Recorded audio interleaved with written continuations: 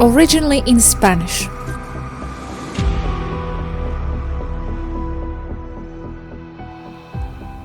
Because of the Valerie Alfratan spacecraft incident, Taygetan will move to high orbit temporarily. Estimated height 400,000 kilometers, which may disrupt telecommunications with the surface and with you. Repositioning the spacecraft in 40 minutes 0200 UTC. Confirming effective connectivity from altitude 420,000 kilometers high orbit. Taygetan stable at 500,000 kilometers. Incident report. Today at about 0100, 1 a.m., one of the main or mother Alfratan spacecraft was attacked with directed energy from Earth. It pierced its primary and secondary shields and severely damaged the hull in 2 places. No injuries are reported, fortunately. Luckily that no one was there at the impact site when it occurred. Damage to the ship included hull and systems overload, causing them to lose all of their onboard computers. The ship was left adrift. They are now towing it to higher orbit to repair what they can.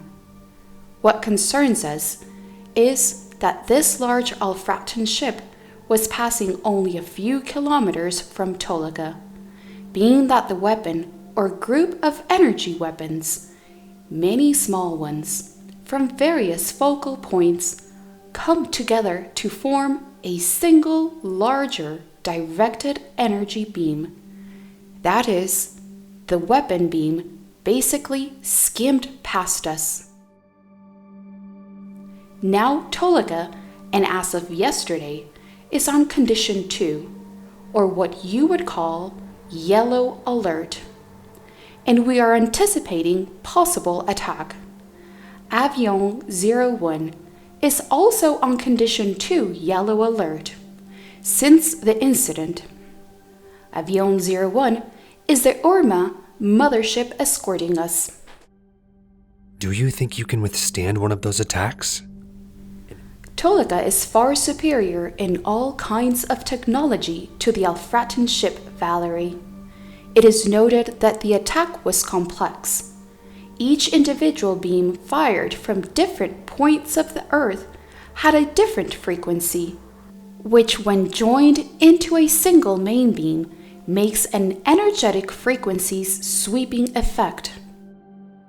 Nothing new, but it is known that it was a fraction of the same cabal fighting against another faction of the same cabal.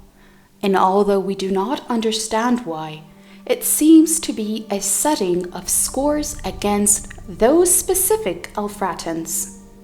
Because for sure, they have to do with one side of the cabal, and the other one felt attacked or offended. And how do you know about the damage to the Valerie ship? Who informed you? The Alfratans themselves or the Viera? The Alfratans themselves reported the damage to us. They sought us out and we talked to them. We were never the target, but yes, we were kind of in danger, so we moved to high orbit. We were at 490 kilometers. Now we are at 420,000 kilometers. That's farther than the moon, which is 360,000 kilometers. This is high orbit for safety. It is temporary. High orbit, but since we triangulate with the Viera servers and it's by muon, I don't see a difference, internet, so it doesn't concern you. Kal-El went to see the damage to the Valerie ship. He was there in person. He went there to show solidarity from us and from Alanim. If it had been an attack on the Federation, Taygetan, or Avion 01, they would have been easier targets. Given that Tolga was only 490 kilometers high and 1,734 meters in length, or the Avion 01, which was at 600 kilometers altitude and measures almost about 2 kilometers, compared to the Valerie, which is 1 kilometer long and was at 5,000 kilometers altitude when it was hit. Just look at the difference in targets. In what language did Kal-El speak to them? The Alfratan language is a mixture of terrestrial languages, plus the main ones as if blended in a blender. In itself, we see it as a destruction of the beautiful human languages as they are. The Alfratan is a mixture of all but mainly Chinese, Hindi, Spanish, English, Russian, French, Portuguese, and German. So it is irritating because when you hear them speak, it's like they jump from one language to another, and just when you're about to understand something, they say something else that you don't understand. Annoying. So the Alfratans wouldn't use a telepathic language like you and other star races? They have it, but they are more lazy, so they are very talkative. They hardly use telepathy when they could, but that's cultural. It must be something to see. Kal-El go into that mothership with his ship and everything. He used shuttle only. Shuttle? That sounds like NASA, like the shuttle Columbia. What does this shuttle look like? Do you have any pictures of anything that looks like it? Yeah, it's like a van. The Star Trek ones are almost the same. There are various sizes, yes. It is as big as a small bus. I could camperize that ship. It is possible. It opens at the back with a ramp and a car can fit inside. It can be used for extractions, but it is not recommended since these shuttles are not combat ships. So they are vulnerable. That's why we use fighter craft that are powerful and well equipped for combat. And what kind of power do they use? Plasma engines and anti-gravity? Generally, they use only gravitational. The big ones do have plasma turbines, powered by 1 or 2 small zero-point reactors. The big ones, yes, they have interstellar capability. Yes, that ship is more for going around Taygetta's solar system. They're used for that, yes. A lot of traffic on Taygeta with those kind of small ships. They're everywhere. The discoid ones are not used so much because they're not practical, and they're even seen as old technology, since they still need the disc shape to distribute the magnetism through the hull evenly, which is no longer necessary today with the advances in engine and propulsion. Yes, those already look old. They're the kind of ships that maybe the human elites use to get around the Earth. And some people see them and think that they are ET craft. It looks nice, but it's old. This is what is used today.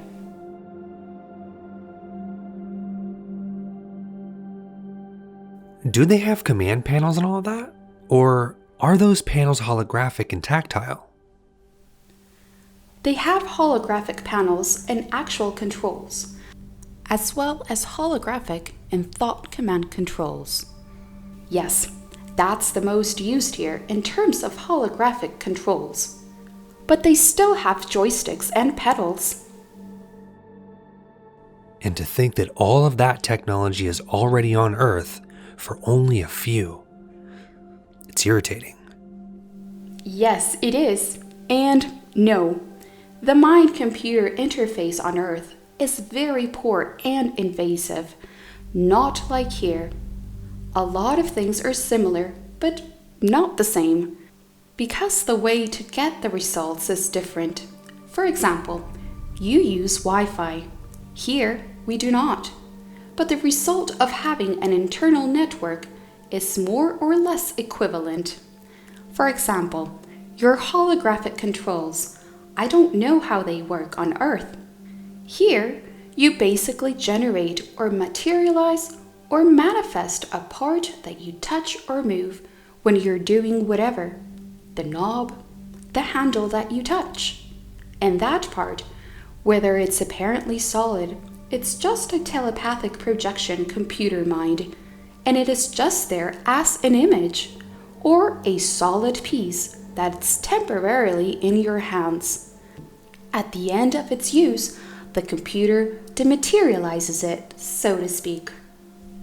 This is convenient because if a large pilot such as Kal-El or Rigel arrives, the controller is the right size for his big hands, and the very ship or mechanism would adapt to a small hand such as Athena's or Yashi's, even smaller. Yes, it's super practical. Telepathic computer mind projection? Wow. For that, you need to have the use of telepathy, right? Yes, so, for example, the Alfratans, who have telepathy, but for cultural reasons don't use it as much as we do, have a lot of problems if they try to drive or pilot a Taygeta machine. They would have to either drive in manual mode with the joy in physical pedals, or leave the ship entirely on autopilot. The panel off looks like a table, slightly tilted or not, made of black glass, like the one I'm leaning on right now. I have it under my digital keyboard. That's why a lot of your technology here on Earth is incapable of working. That's why there are technology trade limits as well. Yes, but also because certain things or technological aspects are used for or adapted to the needs of one species or race and do not apply to others. And also because other technological aspects are kept secret for the security of the race that invented them. As for Taygeta, for example, there would be the ship's shields of multiple harmonics and changing polymorphs that absorb both kinetic and energy impacts, only getting stronger with each impact. That is, the more you hit it, the very energy of your weapon becomes what feeds and potentiates the shield.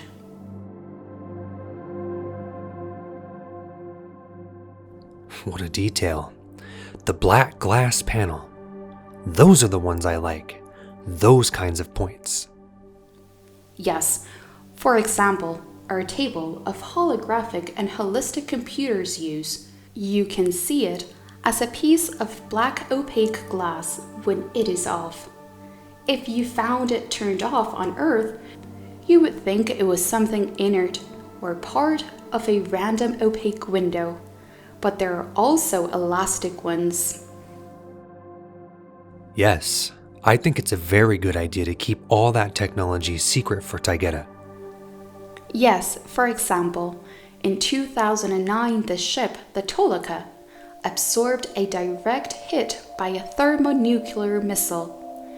There was only minor damage from relay overload and vibration, and it is the only ship in Taygeta fleet to have eaten a direct hit by a nuclear weapon in 40 megaton range, that is 80 times Hiroshima. This incident on Earth is known and happened at the same time as the well-known lunar missile impact. The one that caused the moon to rumble like a bell, well known. That was part of an attack against the fleet under Asket's command at that time. And the Toleka didn't notice anything with that impact? The missiles didn't explode? You didn't return the missile to its starting point? And what were the consequences on the moon? Big damages? Yes, everything shook. Dishes broke, lights went out, overloaded relays, melted computers, broken lamps, broken objects, some minor injuries. No structural or ionizing radiation contamination. It was repaired soon after. But you have to take into account that a ship like this has several levels of shield power, and it was hit when they were in medium power or SQ02 condition as I am now, compared to SQ01 or red alert condition. But for that condition, the big plasma engines must be burning, as we call them. That is, to power the shields to the maximum. If at the time of impact the Tolika had been in SQ01 condition, there would have been no damage. Nothing.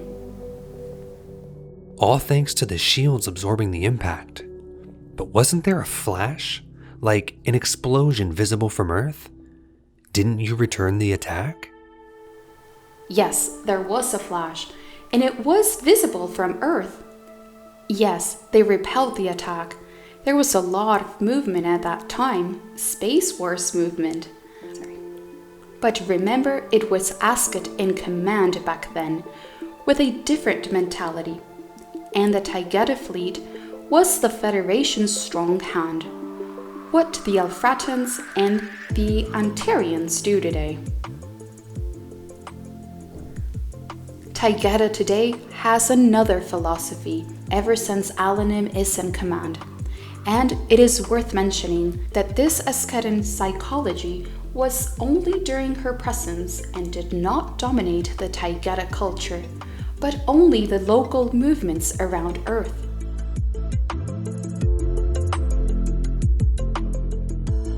If at the time of impact the Tolika had been SQ01 condition, there would have been no damage. I understand. Because otherwise you would always have those shields at full power. Yes? We can't have the big plasma engines on all the time.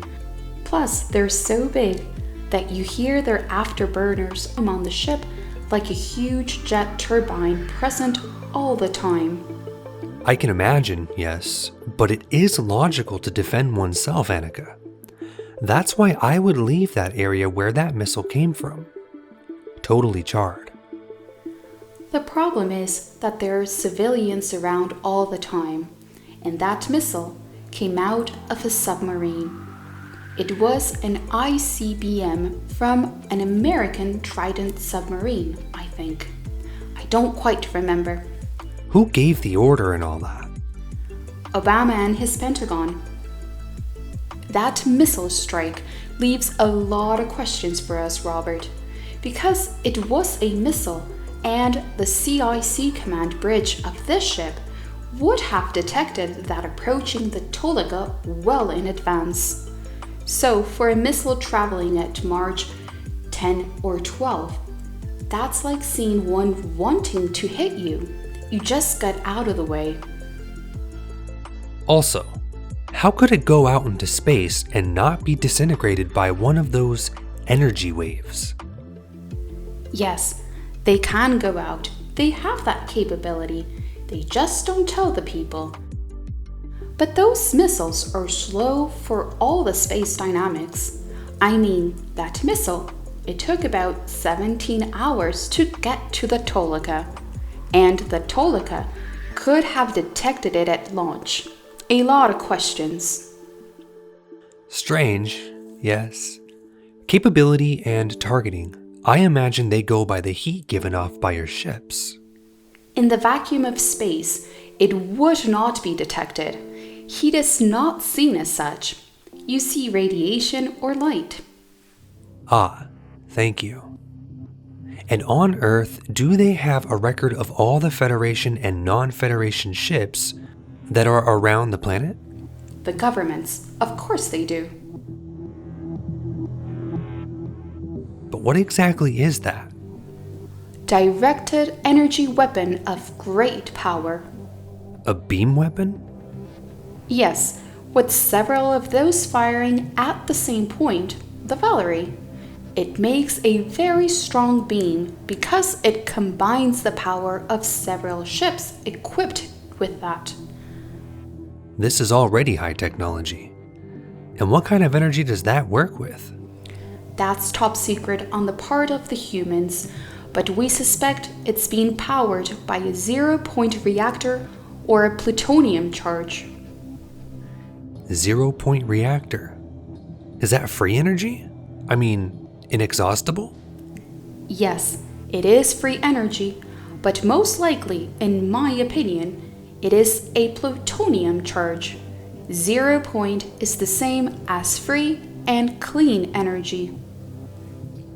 Okay, but now your pilots cannot be very calm and relaxed knowing that those people have that type of weapons and others. That's why back to the shuttles, they're small and handy, but we can't use them to Earth. That's what fighter craft are for, which do have energy-absorbing weapon capabilities and so forth.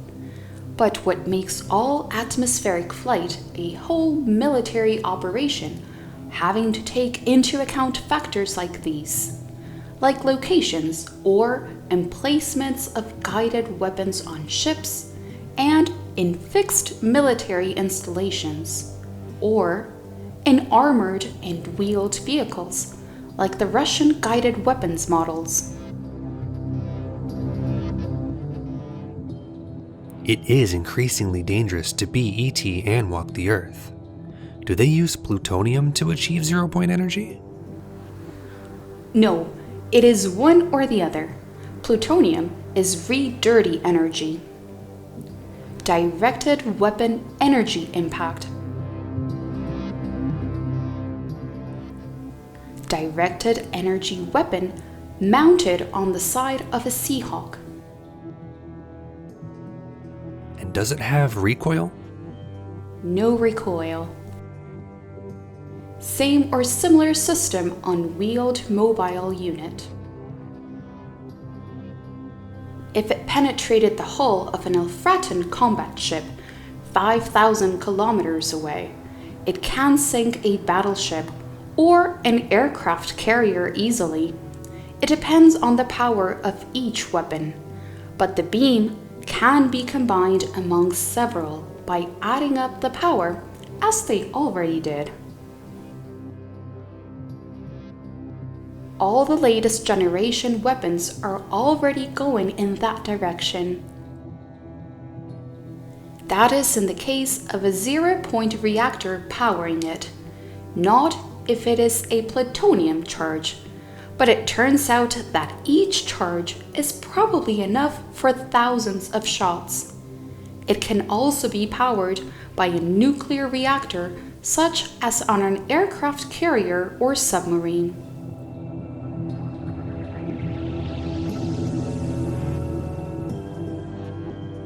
They also seem to be very clean. They don't leave traces of any material.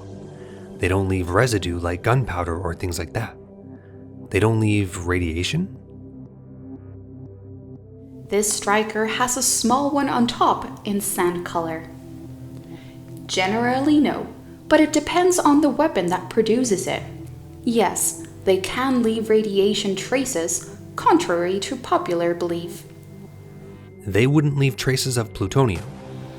Not plutonium, but it does ionize the impact site, radiation. This M977 HEMT has a big one.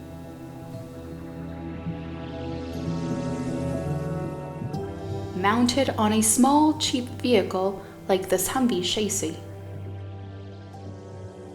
And what is the range of that? The range depends on the power of the weapon and the distance.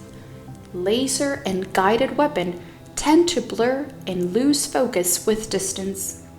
And what is the speed? Speed is close to that of light or light. And is it only the US that has that, or more countries? I imagine the Russian Federation has that too. And the Chinese? Russia, USA, and China, India, Japan, and several European countries have it. But also Israel has great advances in this area. also in defensive energy weapons that destroy a projectile before it reaches a battle tank or an armored vehicle.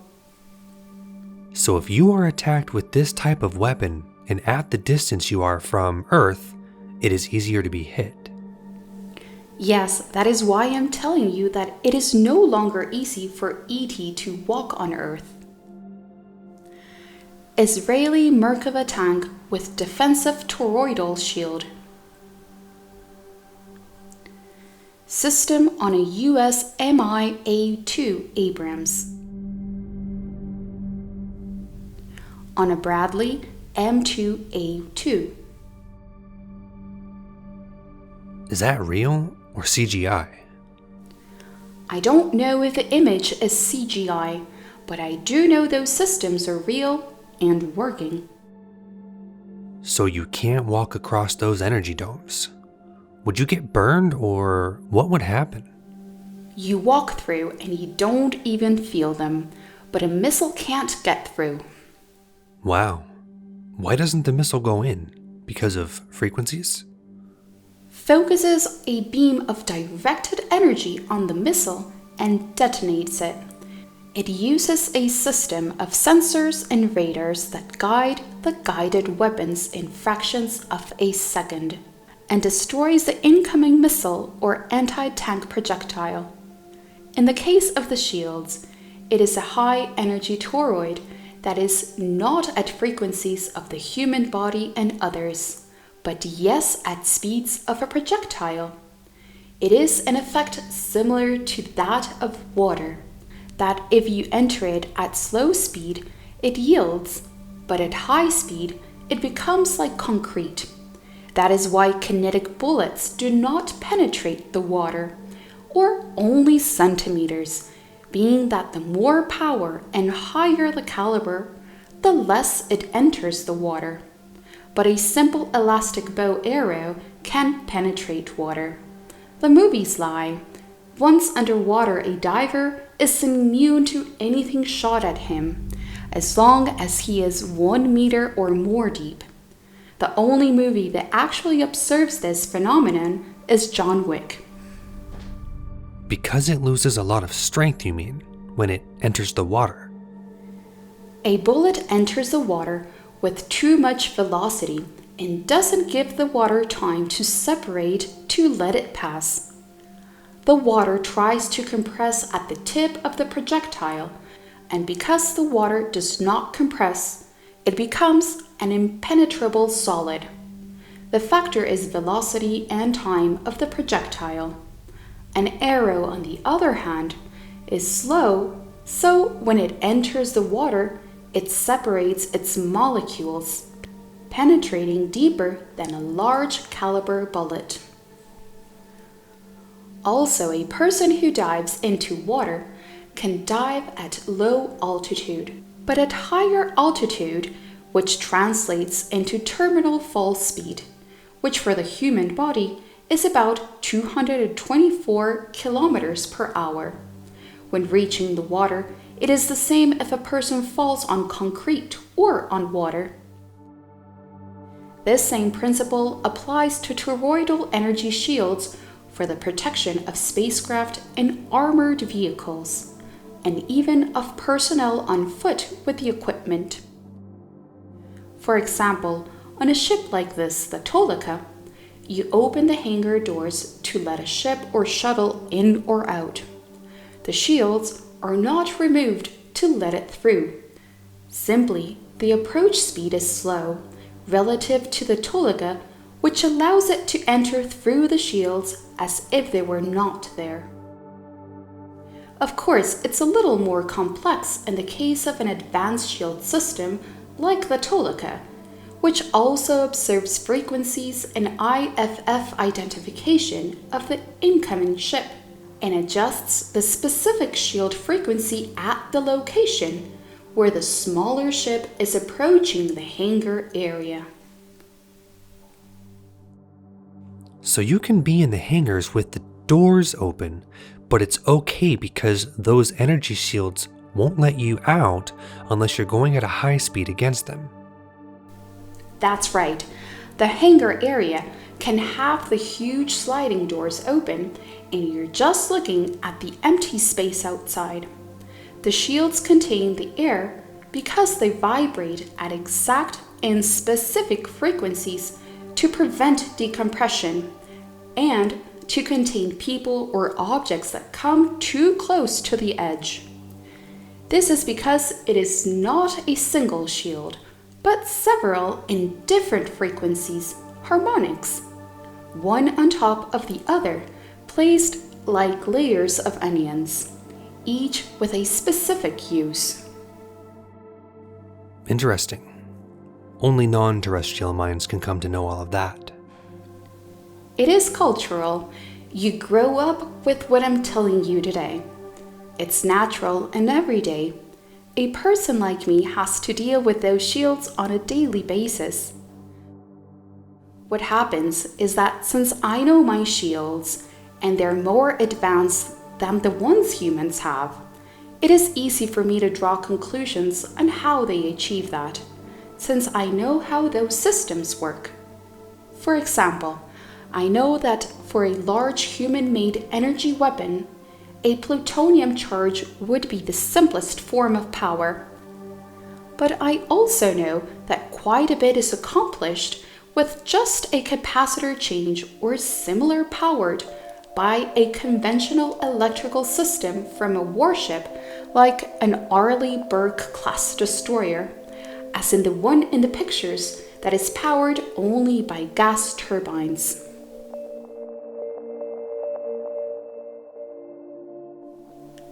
I notice my Andromedan internet much better than I had at low altitude. That's not fair. It is faster. I can even send heavy images that I couldn't at low orbit. I haven't had internet this good in months. The opposite of what I expected at this altitude. It's just that from here to Earth, it's muon. Whereas in low orbit, it was all digital signal direct to satellite.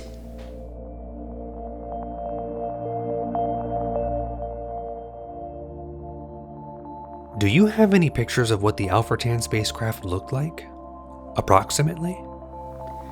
It's discoidal like Vector C, like a dinner plate, but big with details at the equator, about 1,000 meters. More like this one, it's almost the same.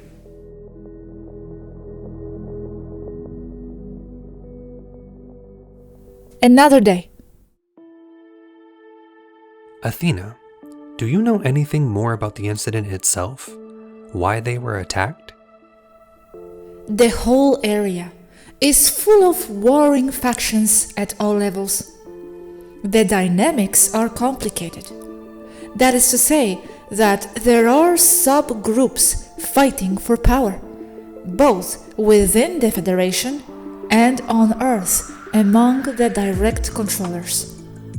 We could say that even Taygeta with the Urma and Alcyon are one of those groups or factions. So when something goes against one's interests, they can strike when the dialogue breaks down. This indicates to us that there are fractures within the High Cabal itself, the part that talks with the extraterrestrials. But it is very difficult to know what the motive for the attack was or exactly who it was. But what could the direct controllers want with the Alfratans? It could be a local grudge, a settling of scores, as Anne says. The truth is that we can't know exactly. Besides, it seems that these Alfratans are tight-lipped about why they were shot. They claim they don't know, or that they are the parties that do not want them to help, or the Cabal parties that cooperate with regressive reptilian factions, and the Alfratans are the cops who prevent them from flying or circulating on and near Earth with their ships, hindering their particular agendas. I understand. Yes, but what do the controllers want? More power? What are they asking for now? The moon? The entire solar system, to be exact. I mean it. And beyond that for sure, since it is also known that they want to take Sindriel, since according to them, it belongs to them. And if we go in that direction, Taygeta and the rest of M45 has always been their target. Sindriel or Aldebaran 02. Since the Nazi era, they wish to take that planet, and on the way to take Taygeta. Hence the manufacture of the Hanebu ships. According to their ancient records, Sindriel is the cradle of the Aryan race, but it connects to Taygeta for the same reason, and it's easy to see why. Just look at Aneeka's face, what she looks like. She couldn't be more Aryan. What planets are there? Several planetoids, about 8 to 10, depending on how you catalog them. But only one has life comparable to ours, and that's Sindria.